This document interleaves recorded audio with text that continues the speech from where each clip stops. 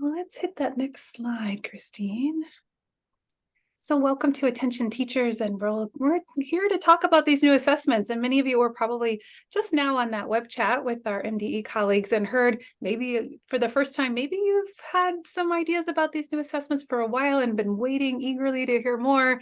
Now's your chance. We're going to dig in and hear more about these assessments from folks who were there firsthand to hear about them at the Institute. So first, we'll do some introductions, talk through the agenda and objectives. There is a participant folder that will drop in the chat. Oh, they're already on it. some further materials, the slides from today, and some extra things that we'll go through in a little bit. And then we're going to dig in. What are these new assessments? What do you need to know? What are some implications for instruction? And then we'll end with some resources and some wrap up. But let me make sure you know who's with us this afternoon. So first of all, I mentioned I'm Patsy. I'm here at Atlas. And then joining me is Christine Wytaske. Go ahead, Christine. Hi, I'm Christine Wytaske. I'm with Metro South Adult Basic Education. I've been here about 5 years. My role is EL coordinator, lead teacher, and tech support specialist, tech integration, I guess. And I'm happy to talk to you a little bit about STEPS today. Hey, thanks, Christine. And Linda and Marty, go ahead and say hello and tell us a little about yourselves. I'm Marty Olsen, and I work for Southwest ABE, managing the assessment training grant. I worked for many years with Southwest ABE as a teacher and coordinator, but I retired from that, and now I'm just working in assessment. Thank you. Linda? Hi, everybody. My name is Linda Keller. Full-time role is with Metro North as the accountability coordinator, which is all things SID, data collection, and all things testing. And then I'm also fortunate enough to work on the team with Marty, delivering both CASAS and TABE training and providing support to staff here in Minnesota with testing. Great, thank you. And while testing may not seem friendly, as Christine points out, we are, and we have friendly pictures. So thank you for that comment, Christine. Well, the first thing we want to think about is kind of how this is going. What's on your mind so far? So we're going to drop a Jamboard link that we'd like you to just take a moment and think a little bit about. So what are your questions? What are you thinking about? And you can actually, Christine, go to that Jamboard and maybe demonstrate how, if people aren't familiar with Jamboard or if it's been a little while, how does that work? So when I created this Jamboard, it was a beautiful fall day, and that was like 72 hours ago. So sorry about that. We should have put a snowy picture up, but here we are. What are you thinking about? And as Christine's demonstrating, you grab that, I think it's the fourth icon down on the left, and you can create a sticky note. So what's on your minds? What are you thinking about as far as these new assessments? And I just demonstrated, who should I call with questions would be one question, for example, that you might want. What questions do people have? And that's how you do it. You create a sticky note, and you can make it as big or small as you like and put it somewhere on that beautiful blue sky there. So go ahead, and I see many people have jumped into that Jamboard. So join us and do that. In the meantime, you have the link. Please go ahead, and we'll go back to the slides, and we'll keep talking, and we'll gather those questions and return to them later in the presentation. Gotta pull my screen down. I can't get my navigation. Oh. There you go. All Okay. right, go ahead, Christine. All right. So I guess one of our assumptions and our questions is, does it feel like herding cats sometimes? You know, based on what's going on in your program, what are the students showing up with? What are their current needs? What are the needs of your staff? Like what's coming up in people's programs and classes? So we thought that these images were a little bit fitting. Plus, who doesn't like to look at pictures of cute baby furry animals? So we're here to talk to you a little bit today about CASAS STEPS and the CASAS Goals math test. We're going to talk about what we know so far. This information actually comes from a newsletter. I believe it was written by Marty, and it was shared in July of 24. So this is just letting you know that there are previously approved assessments, and they have been extended to be used through June 30th of 2024, when they will sunset. Okay, so they're approved now, but they're about to be in June sunsetted. And this would be our CASAS Life and Work Reading, CASAS Life and Work Listening, and the current CASAS Math goals. For new CASAS tests, and again, this is through the Minnesota Department of Education, Octay approved the 3 new tests for a period of 7 years. So that will be through July 13th of 2030. That is the CASAS reading steps and CASAS listening steps, and this is for the ESL functioning levels. And then the CASAS Math Goals 2, and this is for all ABE levels. And just to let you know that you should order as soon as you possibly can. It's been taking some time, although Linda learned yesterday that they were expecting a big shipment today. So orders are going to start going out. If you've been waiting for an order, hopefully it's going to be going out soon. Thank you, Marty. So, and then if you have these slides as a PDF, that is linked in the bottom. There is the link right here for the newsletter that came out in July. And then there was just a newsletter that came out in about a week ago that is an updated newsletter. So both of those are linked here in this slide deck, which you'll have access to a PDF of in the resource folder for participants in the webinar today. We actually dropped those in the chat already too. So. Oh, perfect. Thank you. And this is just a quick visual reminder of kind of what the CASAS implementation process looked like. So Patsy and I presented a similar session on this at the North and the South regionals within the past month or so. And so we were kind of talking to people about where are we at in the process, what's been done so far, what are we still waiting for? And we all got the email this past week, or last week actually, I guess it is already, that we've been approved and we can start using the newly approved tests. I think, Marty, did you have something to say about like number 6? There's something about the U.S. Department of Ed approves the policy, but they've given us permission to skip this step for now. That's correct. Normally that would be part of the process, but once the assessment policy has been posted on our website, then it becomes active. So we can go ahead. The state has given us permission. Okay. All right. So we're good to go. I think we're going to hear a little bit about the CASAS Goals Math, the second test here. So I'm going to turn it over and mute myself. Okay. Well, first of all, CASAS likes, well, as we all do in ABE, we like acronyms. So the acronym GOALS stands for Greater Opportunities for Adult Learning Success. And you can see the symbol there for the Goals 2. So this is an updated test. Goals has been out for 4 or 5 years now, and this will be the updated. Okay. So here you can see the difference then between the math goals and the math goals 2. Basically, it looks like there's not a huge difference. The difference is in that top row. Math goals had just 2 levels, whereas math goals 2 has 5 levels. So you can imagine how much more you can learn about your student and be able to really pinpoint the skills that they have and the skills that they need to work on by having 5 levels rather than just the 2. Otherwise, it still scores to the NRS 6 levels, and it's based on the CCR standards and the CASAS competencies. Next slide, please. So this is just an expansion of that previous slide, the 5 levels, the alignment to the CCR standards. The content is going to be similar to the math goals, just expanded. And math goals is approved for NRS reporting, the goals too. And if you want to use it with ELL students, that's okay too. Just know that they'll have an ABE EFL, educational functioning level. But so the lower levels have some of the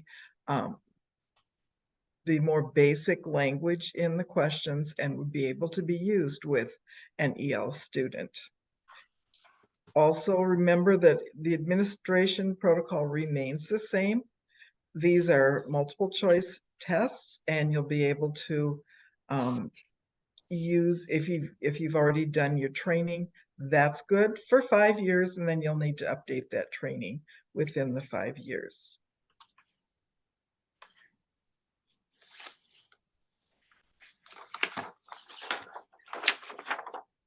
Linda, did you want to talk about this one?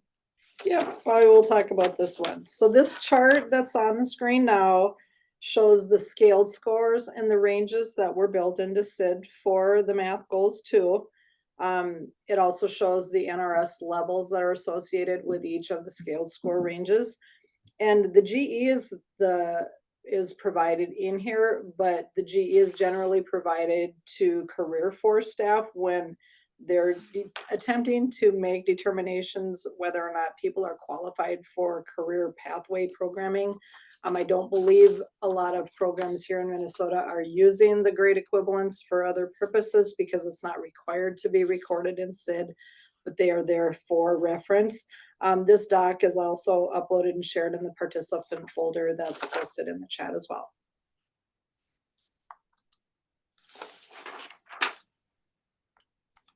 And this just gives you kind of a picture of CASAS reading goals as compared to math goals too.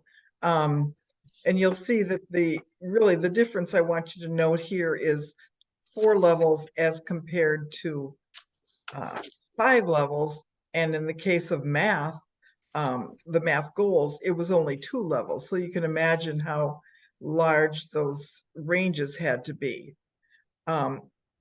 And you can just see that as the student progresses, the top scores match the lower scores of the next level so that they are progressing, and there's some things they know, whereas some things they need to be learning for the next level.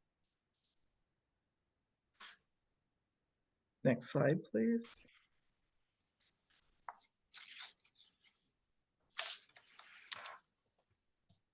And this is, you can see the different areas, the content areas.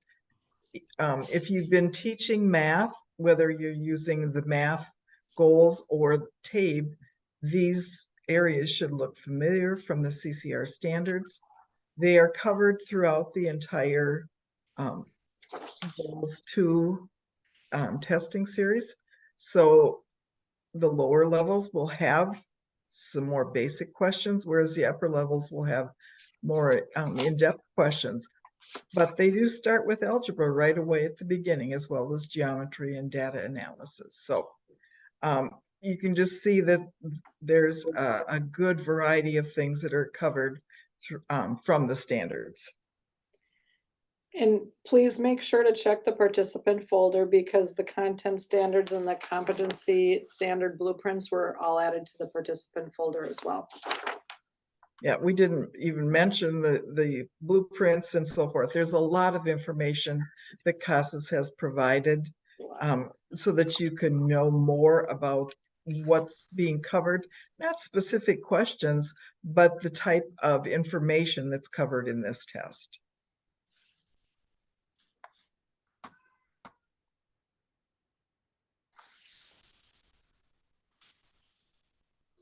Okay. All right, so as mentioned, we've got the acronym now. We're moving into talking about the STEPS test, and this is taking over what we have been using Life and Work for a number of years. STEPS is the new test for both reading and listening. What does the acronym stand for? Student Test of English Progress and Success. All right. And just like with the math goals, CASAS provides these images, like everything's on the CASAS site. But it's helpful to note, so under Life and Work for the EL tests, there were 4 levels, although if you kind of count them and Marty or Linda, maybe you like A and AX. So when I count, it's the 27, 28, 81, 82, 81, 82X, 83, 84, 185, 186, 187, 188. That's a lot of tests. Did they count the 27, 28 and 81, 82 as level A?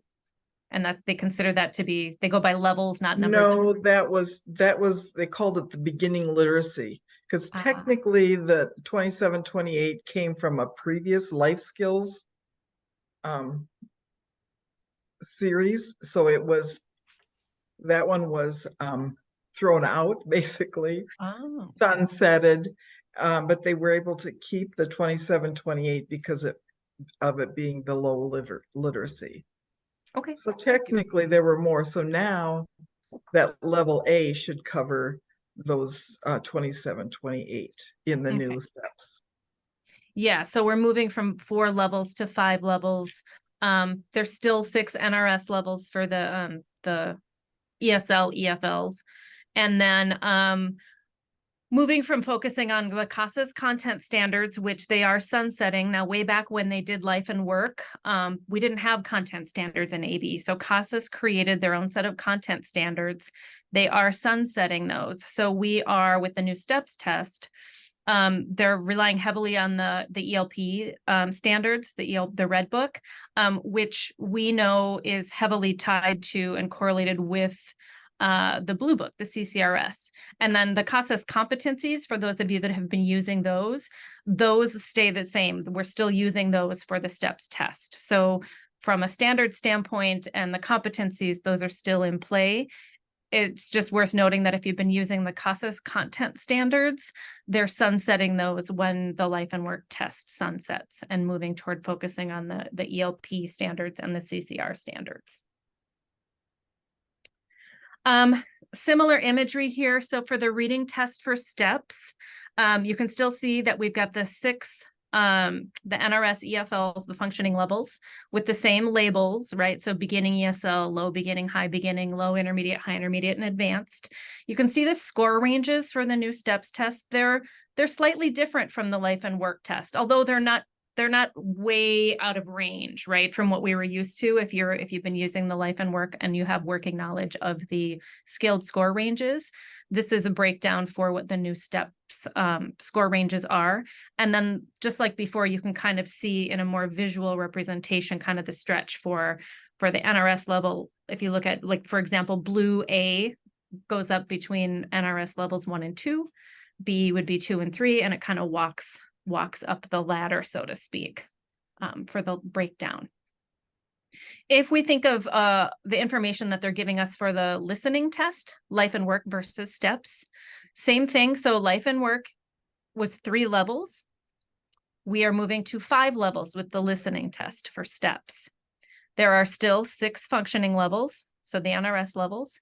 And then same with the reading test, the CASAS content standards that they created will be sunsetted with life and work. We have our CCRS and ELPs, and then the CASAS competencies also for the listening tests.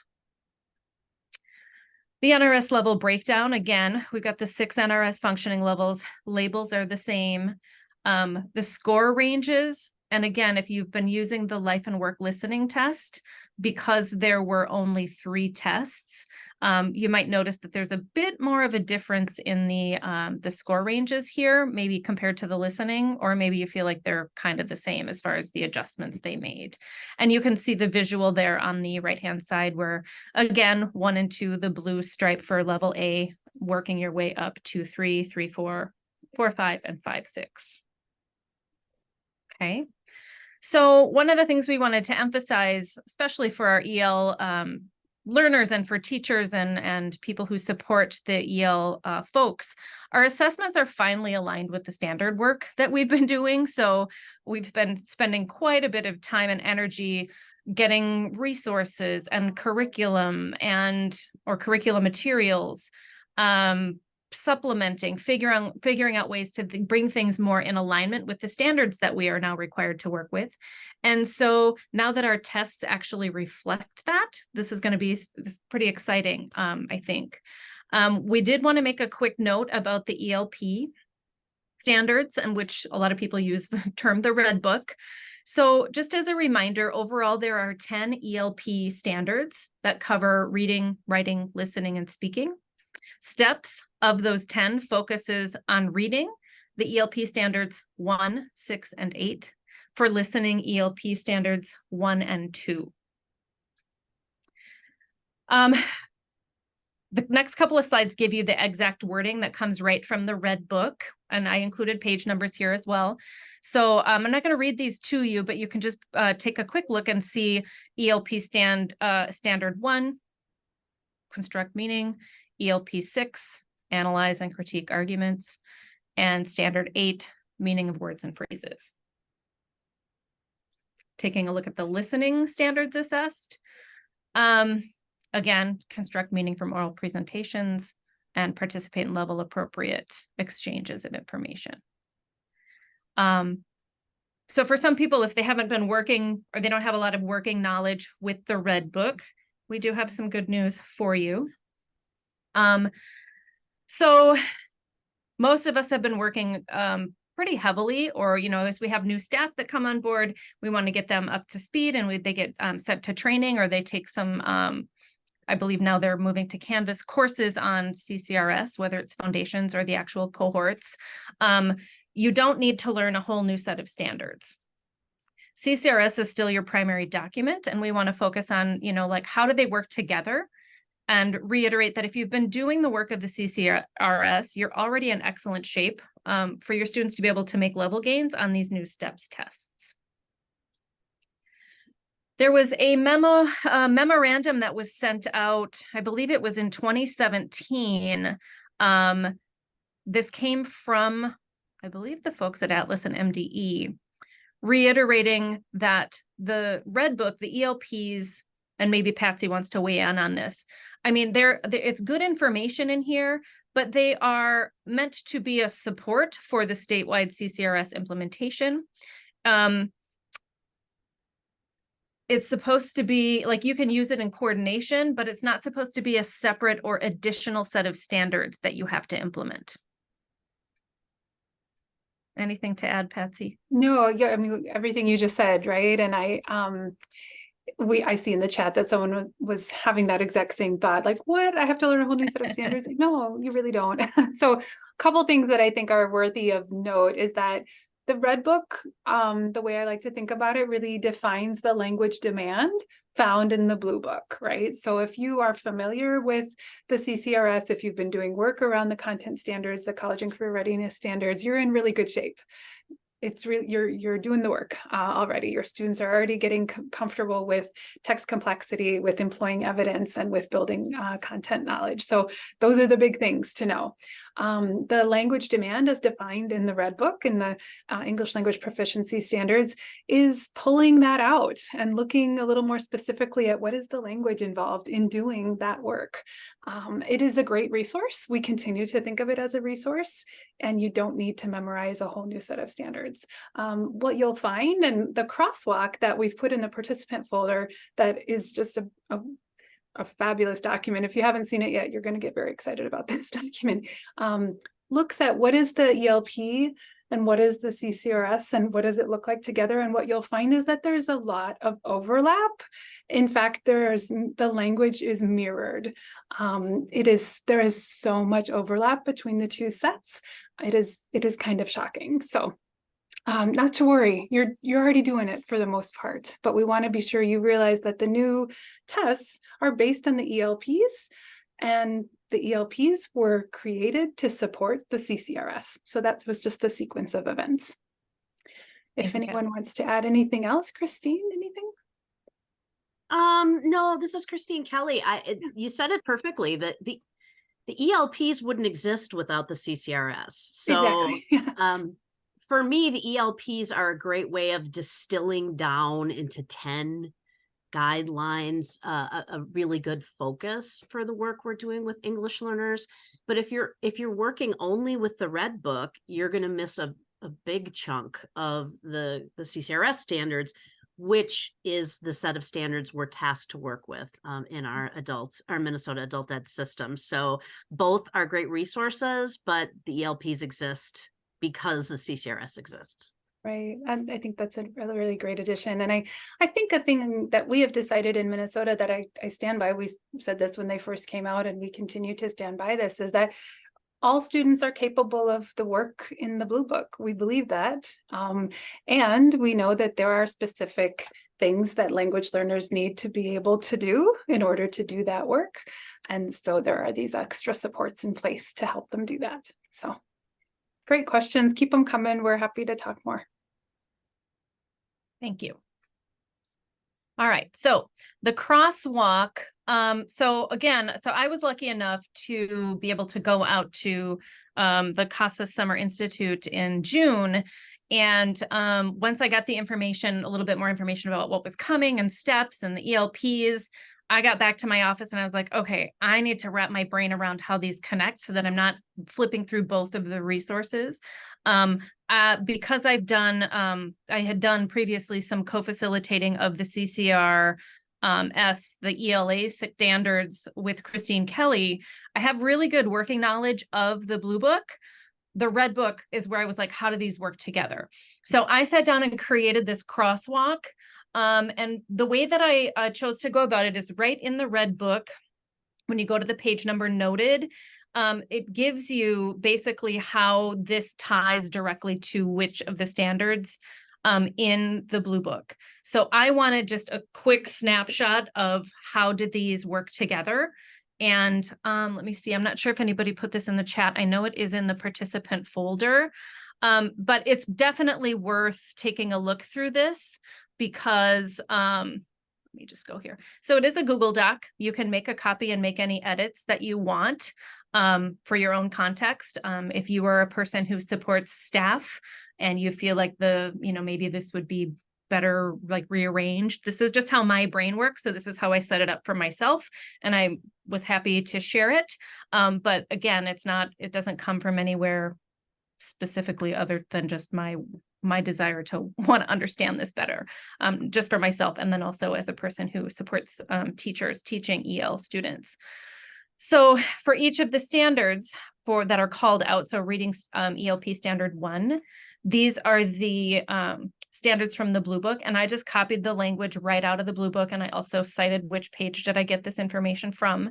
So you could still go directly to the books, or if you want to use this handy dandy little support sheet, it just gives you the languaging of the two documents in one place. That's just a couple of pages.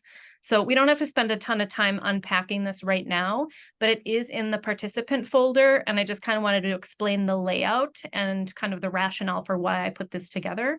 And feel free to use this or make this available to other people at your sites if you think this would be useful for them.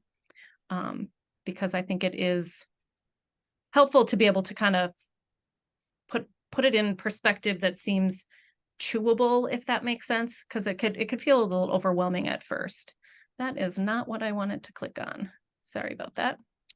All right. Here we go. Were there any questions that need to be addressed at this time before we go into breakout rooms?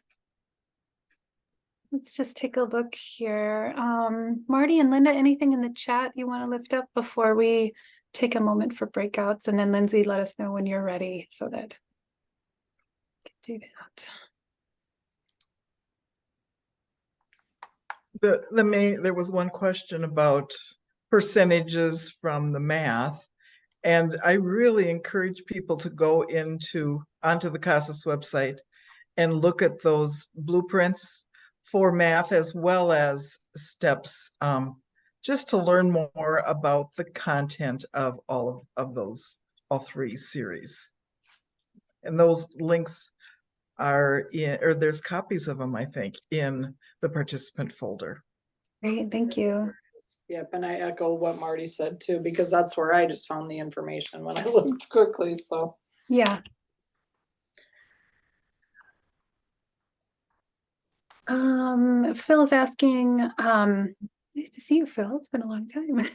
A bit more in depth on how the benchmark levels of the ELPs work to support the CCRS and support CCRS instruction. Christine, do you want to comment on that? Or I'm gonna think on that while they're in breakouts. Maybe. I'm not sure what you mean by benchmark levels. Are you talking about like level A, level The B, 5 level levels, I C? assume.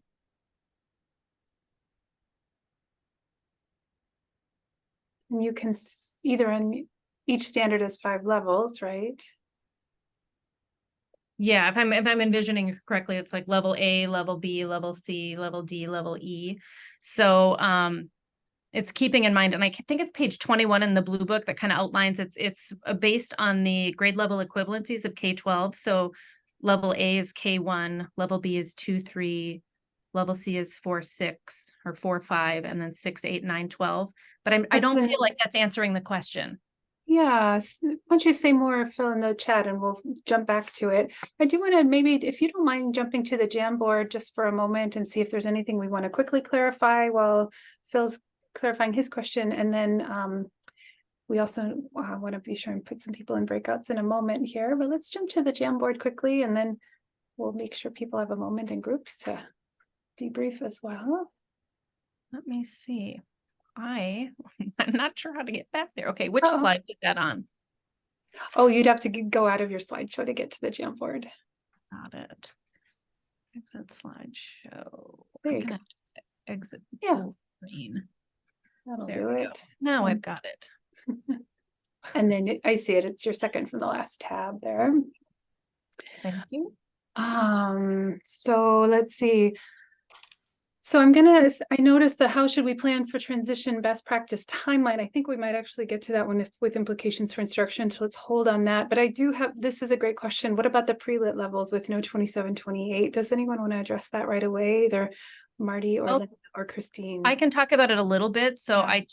I actually took the lowest level reading and listening tests. And although they don't go as low, like the questions don't, there isn't a like matching letters and things like that. It does start with, you know, some sort of like a basic 1-syllable word and an image. And so it's a very picture and simple text, and they have to do the matching. So it may not go as low as the 27 and 28 did as far as, you know, just like letter awareness, but it does start at a pretty basic level. So I do feel like, and we'll get more data once we start actually testing our students on the STEPS tests. The people who had been on the 27 and 28 with a certain score range, we're curious to see where do they fall on that level A test, the new level A test. Mm-hmm. So a little TBD, it sounds like. Yes. Okay. And then as far as how the tests differ from the new ones, we'll actually talk about that in a little bit, but we'll return to that question if you still have it in a bit. There's a math question here. Does the new math, I'll put my glasses on for this one. Does the new CASAS Math Goals 2 cover more algebra than the previous CASAS Goals math test? It had very little algebra. That's going to be a Marty question, I think. Marty, do you know? And that there is a little bit of that in the chat. To look at the percentages, I'd have to go back to the chat because Linda pulled those percentages. Again, I'm saying go back to look at those blueprints because it'll tell you how much of each of, you know, math, geometry,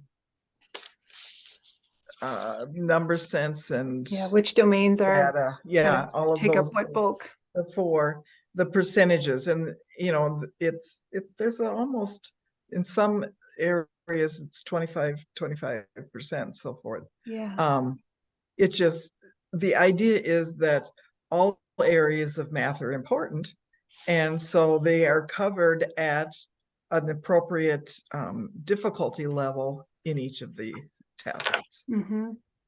Great, thank you. Can I just jump in? Sorry, this is Eric Lynn from maybe. I was asking because the other CASAS goals barely had any algebra at all. It was just like basic word problems, and we were using it with one of our like dev ed type classes, and it just didn't really match at all. It was too low even for even the high level one. So I'm hoping this one has more of some algebra. And I guess I'll have to look at, because I was just looking at that thing Marty you said, but a lot of it said pure math. It wasn't that clear, but I guess once we just get the test, we'll just have to once you see it, see what the question. And the point would be we've got 5 levels as compared to the 2. Yeah. So the math goals test, you know, I thought personally was never quite where it needed to be. We were fortunate that it was approved for as long as it was. Yep. But now we've got 5 levels, so they're able to pinpoint more, and add more skills within Yeah. each of the levels that are necessary. Yeah, I was excited too. Hopefully that will match up better with GD.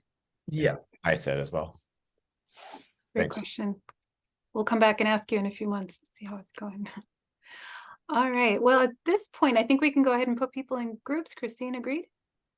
Yeah, we don't decide how much time. What do you think? About 10 minutes or so, just to kind of see how it's going? Let me have you jump back to the slides, because there's a couple of great questions we wanted people to touch base about in their breakouts. Really just open. We want to give you a few minutes with your colleagues. Here are those questions. Oh, Lindsay already put them in there. So good. So if you go back a titch, there they are. What are you thinking about? What was learned or affirmed for you just now? And what are you still puzzling over and grappling with? So we'll give you about 10 minutes, maybe 10 minutes and another minute or so to return. And Phil, I did see your comment in the chat. We'll come back to that when we return. Lindsay, go ahead. Thank you. All right. You will go into your rooms, yes, for 10 minutes and then a 1-minute countdown. You do not have to come back manually. It will automatically bring you back. So off we go. I do think what I do think would be helpful as people are coming back, go ahead and turn your cameras back off just to save bandwidth, because there's so many of us this afternoon, is if you do have a question that you're still grappling with, let's go ahead and just put that back in the Jamboard so that we can all benefit from your questions. So let me put that back in the chat. I think if you can just collect those, and then we will be able to collect a response to those questions as well if we can't tackle them all now.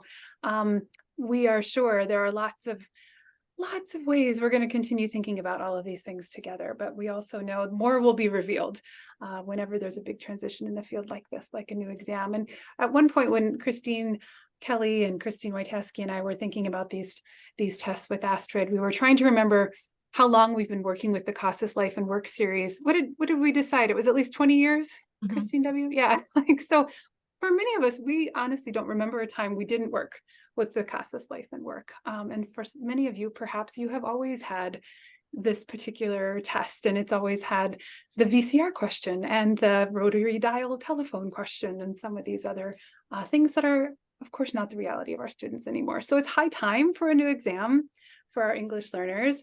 And yet there's a comfort in an exam that we know, right? So there will be tension around implementing something new, but also excitement around getting something that is more reflective of the realities of our students' lives, of course. All right, thank you for taking time to connect with your colleagues. Hopefully you'll implement some new questions in the Jamboard so that we can tackle some of those while we're here today or in future workshops. All right, let's go on to the next thing. So what do we do about it, Christine? Well, here we're going to talk just a little bit about some of the implications for instruction. I want to direct people's attention back to the CASAS competencies. So those have been in place for life and work. They're going to continue to be in place. They cover non-broad content or 9 broad content areas listed here. There's a QR code. This is also in the participant folder. So we had the QR code for our in-person presentations. And then we thought, well, we can still leave it here and then have it in the participant folder for you. So this, if you haven't worked with the CASAS competencies before, this is a 10-page document. It is on the CASAS website. It comes from them. And it basically, when you take a test, if you're doing the online test with TOPS Pro, it can generate a report and it can itemize right down to which CASAS competency students are missing test items on. Also, we'll look in a couple of slides further down the road here in the slide deck. They have some materials on the CASAS website about what competencies are called out at which levels of tests generally and to what percentage. So we'll talk about that a little bit more. If we had more time, I would have you take some time to look through this document right now, but I'm going to move us on and just know you have access to this in the participant folder, and it is also on the CASAS website for you to pull. I would make sure you have a copy of this, whether you have it downloaded to your computer or you like the print version. It's going to be a handy reference for you to have going forward. Okay, so for the reading steps test, here are the content categories. So we're looking at these areas when we're looking at the items that show up on the test, and I don't need to read those for you.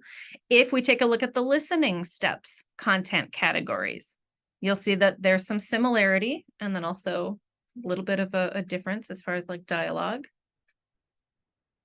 When we think about how the tests are aligned, so again, we put in the college and career readiness also with the ELP standards, which underpin the college and career readiness standards, CASAS competencies, and task area. So those are the kind of the 3 category areas or sections within the test.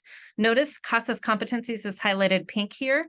The next slide, this gives you a snapshot. So if we're taking a look at the level C test for the new steps reading test, the visual on the left gives you kind of a percentage breakdown of the questions that are under each of these competency area categories, right? So this test has quite a few questions under consumer economics, followed by employment. The fewest number of questions are on basic communication. Now, when I said before the CASAS competencies, if you haven't looked at it before, is a 10-page document, it's coded. So like each section, the category basic communication, there might be like 14 to 20 subsections under there: communicate in interpersonal interactions and communicate regarding personal information.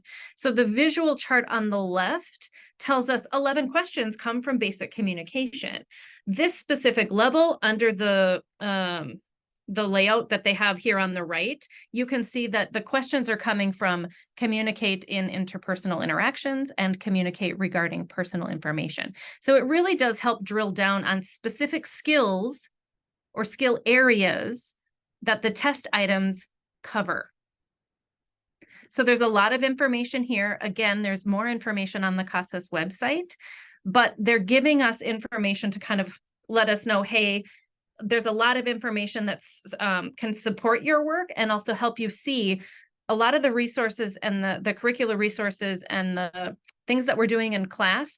Hopefully we're already addressing many of these skills. And if you find any gaps or holes, that's an opportunity to say, okay, what do we need to pull in to help make sure that our students are getting access to this content as it shows up on the tests. Okay, so same thing. Next, we're looking at the task area.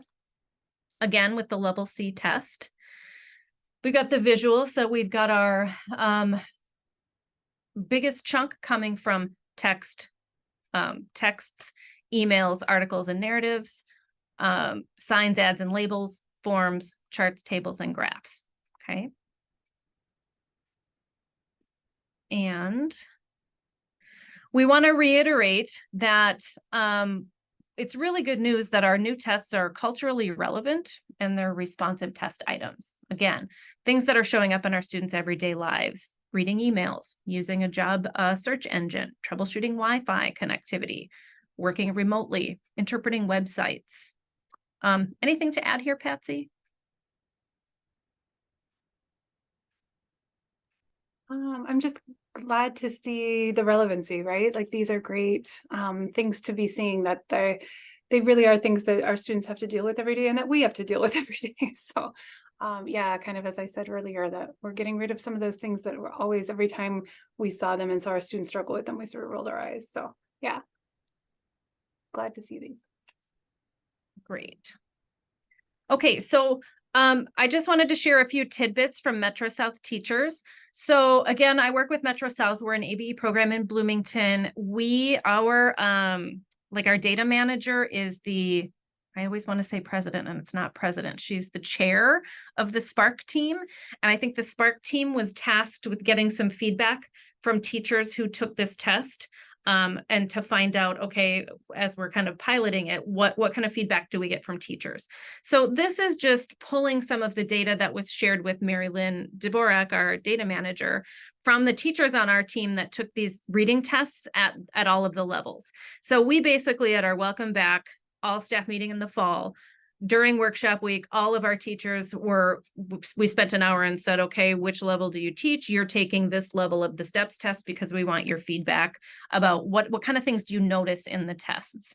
So again, you can read what I've got here, but for level A, again, these are the reading tests. A lot of our teachers said the content seems appropriate.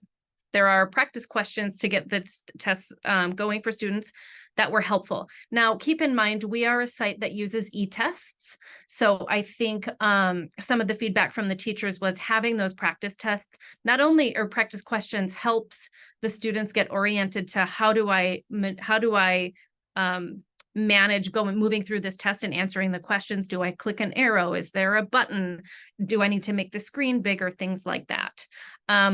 People at the level A thought that the images were simple and clear, and then noted that, you know, students in this test level are gonna encounter some abbreviations and some symbols or icons. There's some information in there regarding knowledge of numbers and money, schedules, charts, and labels. Okay.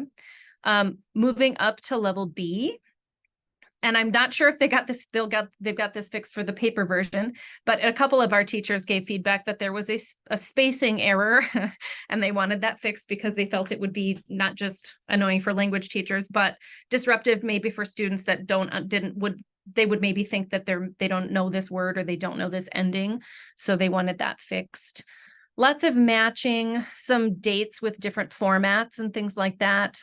Increased vocabulary, synonyms, ads and flyers, abbreviations, reading for detail. None of this actually should be surprising as far as items that would be showing up on the tests that our students take, but there is an increase in the rigor compared to the life and work test. And then again, level C, reading comprehension. Some of the teachers felt that for some of the vocabulary knowledge, they weren't seeing a lot of context clues within the text or the text questions. So they felt like students, you know, maybe they had to have a higher working knowledge of some vocabulary. And then again, abbreviations, numbers, inferencing, and main idea. For level D, there weren't as many teachers, I think, that gave feedback on this one, but they noted that main idea, inferencing, lots of vocabulary and synonyms, charts and graphs, nothing that stood out as surprising or disappointing. And then for level E, and I think some of our teachers who took the level E test for our program are teachers who are currently, the students who are in their classes are on CASAS goals. So those are our high level teachers, would be adult diploma, GED, maybe some of our high level EL classes. They felt that the vocabulary level in this test was particularly high.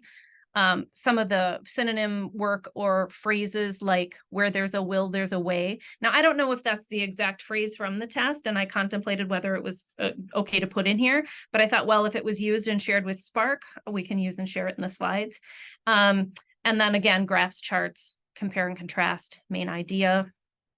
And then I'm just going to take a quick look at the chat here. Interrupt me if anybody has any questions or if there's anything that I need to address that's a burning question right now. Otherwise, I want to talk a little bit about the listening test.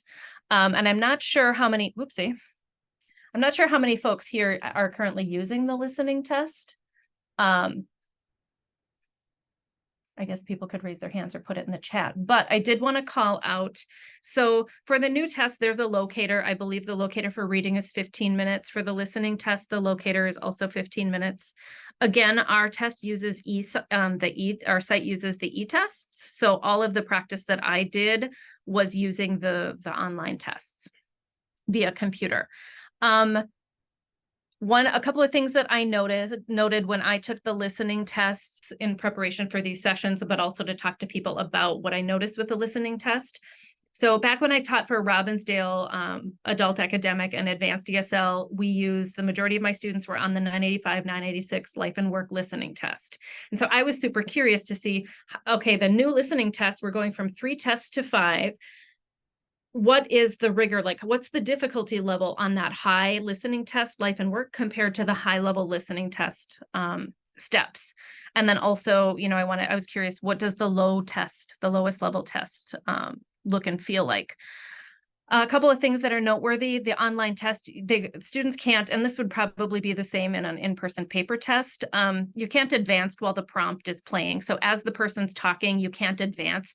On the computer screen, it's kind of like grayed out. So even if a student, they get the answer before the prompt is done talking, they can't select it until it turns from like that kind of softened gray to like a more brightly colored, and then they can select their answer in advanced. It seemed to me that there were varying voices, so sometimes male, sometimes female, and a very varied rates of speech. Not in an extreme way, but it didn't feel like super automated, if that makes sense. It just felt like it was natural speech, and it made sense for the levels.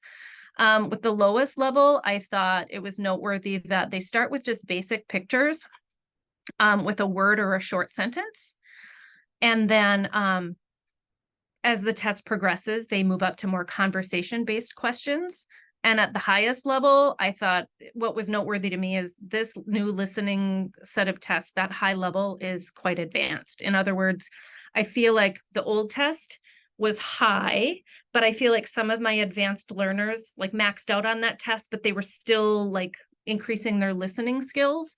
I feel like with this new high level listening test, if you max out on that test, your listening skills are more proficient, or, close to proficient, almost like in a native native speaker like.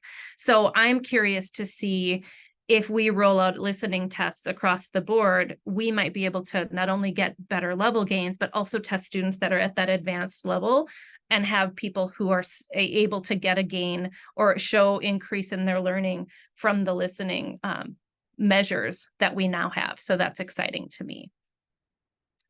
Let me see. Okay. All right. If there aren't any questions, I'm going to move us on here. We have a couple of implications for testing. Oh, you know what? There was one other thing I wanted to say about listening, but I have it kind of written down, not on the slide. So one of the things that I thought was interesting on the high level listening test, but I believe it occurs with the lower level also, the lowest level, is there's basically like 3 different sections to the test. So the first section is maybe an item, whether it's a picture or some sort of scene that they look at, and then they're supposed to choose. It's kind of like a direct, like, which picture is a nurse, or, she works at a hospital or something like that. And then based on the prompt, they have to choose which picture matches the prompt that they hear. Moving up, part 2 gets more complex because they listen to a conversation or a dialogue, and then they have to answer questions that are related to the conversation, right? So if I'm listening to the conversation, the question would be related to the overall, like what are the people talking about? What is Rob worried about? Something like that.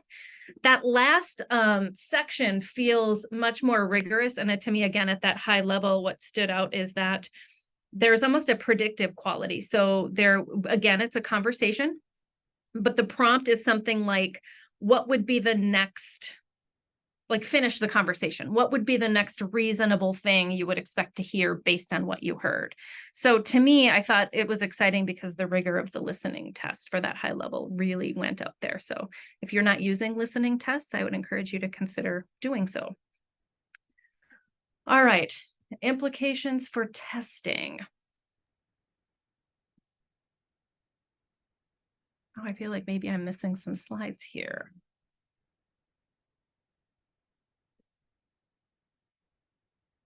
I think, this is where I guess I would just talk about when I was out at the Summer Institute for CASAS in California, they talked about, because we have this kind of rollout, and they used like a ship analogy. Some people will be like a speedboat, and some people will be more like a cruise ship. In other words, are you gonna hit it hard and fast and just convert their whole system over all at once?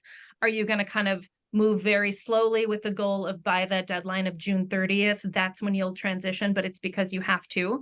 Maybe you start with one class or one location if you're at a site that has multiple satellite sites. What makes sense as far as rolling this out in a way that makes sense for your context? And then there's the middle, right? How do you roll this out in a way that makes sense? Maybe you pilot it at a smaller site or a larger site, and then roll it out once you have a little bit more working knowledge of what that looks like for your program. Thank you. And then I think we did have a couple of reminders from Marty and Linda about needing to update training and multiple choice aspects here. Marty and Linda, what did you? Well, just that these are multiple choice tests, just as the current tests are and have been. And so basically, if you've already been trained, gone through your CASAS implementation training, that is good for now. You still administer the test the same as you have in the past. And you have to do an update on that every 5 years, a recertification, so to speak. And we will be doing both implementation and recertification at the support staff conference. Great. And do you want to remind us when the support staff conference is for those folks? Which is, yep, the 16th and 17th of November. 16th will be the CASAS and TABE implementation trainings, and the 17th will be various sessions all day long. And that's all virtual this year again, correct? It is all virtual. So please register, and there's still plenty of time to do that, but get it on your calendar. And there you go. There's the registration. Yeah. Thank you, Astrid. Thanks, Astrid. Great. Any other reminders about testing before we just share some resources here? Actually, I was going to share some information that got shared at the last CASAS webinar. Perfect. About programs who had already rolled out the steps, and some things that programs had already done this. Notice that students may score lower on the STEPS series, but the reasons why are, the education and workforce landscape change due to innovation and globalization. The descriptors for the NRS levels were updated to reflect that change. The NRS level descriptors are aligned to college and career standards and English language proficiency standards. And the new alignment mean the new series are more rigorous, but it does not mean that the student's ability has gone down. Instead, their ability is aligning to the standards that describe each of the new NRS levels. And then if their level, what it may mean for schools as programs are transitioning is that intake placement charts, which many programs have for sites that have level class placement, they may need to be modified, but we won't know that until we start testing. And then cut scores for program interest may need to be modified. And then teachers may need additional training on ELP and CCR standards to address the additional rigor. So some insights, other insights are just start slowly. You can use the Life and Work series through June, but that doesn't mean that you should wait until the end of June to do that. You can test with Life and Work this week, and you can test with STEPS next week, because the 40-hour rule does not apply because they're two entirely different series. And then just make sure you prep your staff before you roll it out, and just continue communicating clearly with your staff. So, and the other thing, just basically what you just said, Linda, is if someone has taken a Life and Work test, you can give them also the new STEPS test, and then when the 40 hours on the Life and Work are up, you can go ahead and do that post test, even though they've also taken the STEPS test or the new math goals test. So they're all different series. You can be the timing can be going for all three tests at the same time. Mm-hmm. Great. Thank you so much. I'm so glad you were able to join us, Linda and Marty. That was super helpful.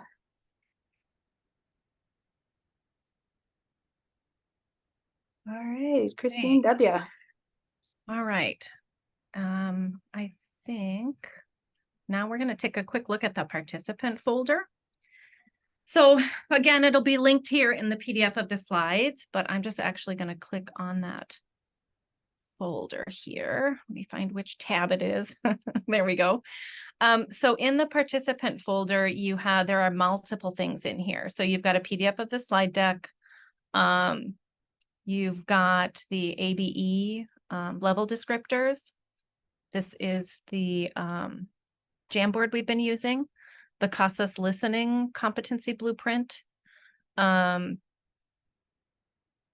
Looks like maybe that's in there twice. Listening steps, content standard blueprint, and competency blueprint. Got it. So there's one for the content standards, and then there's one for the competencies. And then there is the same for the reading steps, content standard blueprint, and competency blueprint. CASAS competencies, this is that 10-page document I talked about. That's in the participant folder. This is the memo, the ELP memo that came out from MDE in 2017, which was basically saying, hey, we've got this red book, but it supports the blue book. You shouldn't be only using the red book. So we wanted to put that in there because that memo still stands. There's the ELP crosswalk with the CCR standards.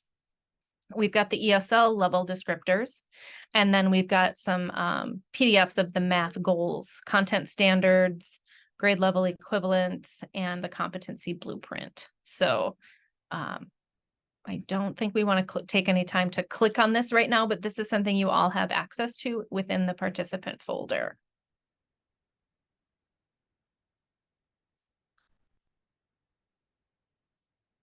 Great. Thanks for putting all those things together. And then I'll just mention too, all these of course are linked on the slides, but lots of information at casas.org, as there always has been. Those folks always do such thoughtful work, and it's all here on their website. So we've linked to the reading information, listening, the math goals too, as well as those competencies. And if you haven't spent time on that website, what you'll find there are the FAQs, the competencies and blueprints, some sample test items. If you haven't dug in yet, you might want to check those out, those grade level equivalents and other test specifics and resources. So lots to explore. You're just getting started here. And then we are ending our time here, but we're happy to stick around for a few questions. We could jump over to the Jamboard in a moment, but let's just jump to the next slide here. If there are other resources, the CCRS resources we've linked here as well on our website, on the Atlas website as well. Of course, if you don't yet have a red book and you want one, it's free online through links. And then one more time, that participant folder. And then just to move from herding cats to, Christine, I'll let you finish our analogy here. Oh, go back one. We had a skip slide. Interesting. Like, where's my duck slide? Yeah, we need the cute ducks. Yeah. So hopefully we're moving from the feeling of like herding cats. Why does this test not match anything we're doing? I know we've had teachers and students who are frustrated. Teacher, I didn't learn any of this stuff. Why is this on the test? To now, hopefully with these new tests, we will find that they are better aligned with the work that we're doing. Even if we do see a drop in scores, that doesn't mean that the students have lost learning. It just means we're adjusting to the new level descriptors and the new rigor that's in the test. And this, for those of you that were around when we converted from TABE 9, 10 to 11, 12 or CASAS goals, it was very similar, right? So there was that adjustment. I would predict we're going to see a similar adjustment moving from life and work to steps. We've done hard things before. We got used to a new GED test. We've gotten used to lots of new things. So yeah, we'll do this too. Yeah, thank you, Phil. Thanks for joining us. Our website, or not our websites, our emails are in the next slide, although I imagine most of you know how to find us, but if you have any questions, let us know. And we'll keep checking that Jamboard for questions. I didn't see anything that we didn't, I think, at least touch upon. I checked it a couple minutes ago. Okay. But we will stick around for more questions, of course. And thank you so much for being here. We know many of you had another webinar right before this one. So thanks, everybody. And thank you to Christine and Linda and Marty, if you want to come on camera. And thank you so much to you for joining us. That was kind of a last minute. We would need them to make sure they have all the test specifics. So just to clarify, if you have questions about the logistics of testing and training and such, that's definitely a Linda Marty question. If you have questions about the contents and English acquisition and such, that's more an Atlas question for me, Christine Kelly, or Christine Wytaske. So it takes a village to do this work. So we're grateful for everyone involved and to Astrid for helping us move through all of this collaboratively. So thank you, and to Lindsay and Christine Kelly on the back end of our webinar today. So we'll go ahead and end the recording.